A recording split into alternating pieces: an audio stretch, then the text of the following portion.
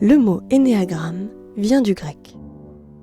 Énéagramme signifie figure à 9 points. Aujourd'hui en français, le mot énéagramme fait référence à un diagramme et un système d'étude de la personnalité.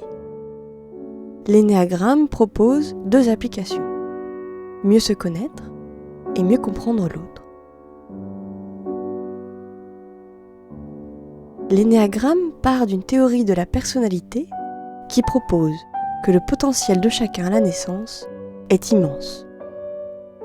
Le cercle représente l'infini nombre de possibilités de comportements possibles entre la personne et le monde extérieur.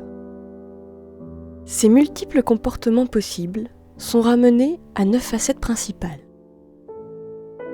En fonction de ses premières expériences de vie, l'enfant va percevoir le monde extérieur d'une certaine façon et surprivilégier une de ces facettes par rapport à d'autres.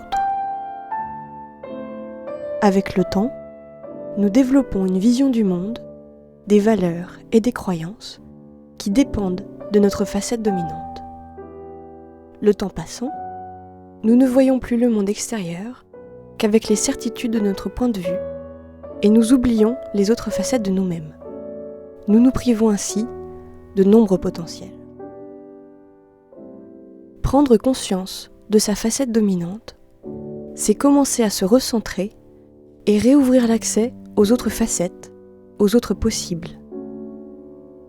L'énéagramme propose de mettre un nom sur cette facette dominante pour mieux nommer les autres facettes et réveiller ainsi le reste de son potentiel. L'énéagramme propose aussi de mieux comprendre l'autre. Maintenant, le cercle représente tous les hommes et les femmes du monde. Sur ce cercle, posons 9 points de repère et choisissons une personne située chacune sur l'un des 9 points. Ces mêmes personnes regardent chacune la même statue située au centre du cercle. Depuis que nous sommes nés, nous sommes convaincus que notre point de vue est le seul valable et quand l'autre perçoit une réalité différente, nous considérons qu'il a tort et que nous avons raison. L'énéagramme nous propose de sortir de notre boîte et d'écouter l'autre de son point de vue. L'énéagramme est donc un système qui propose des repères pour mieux se connaître et mieux comprendre l'autre.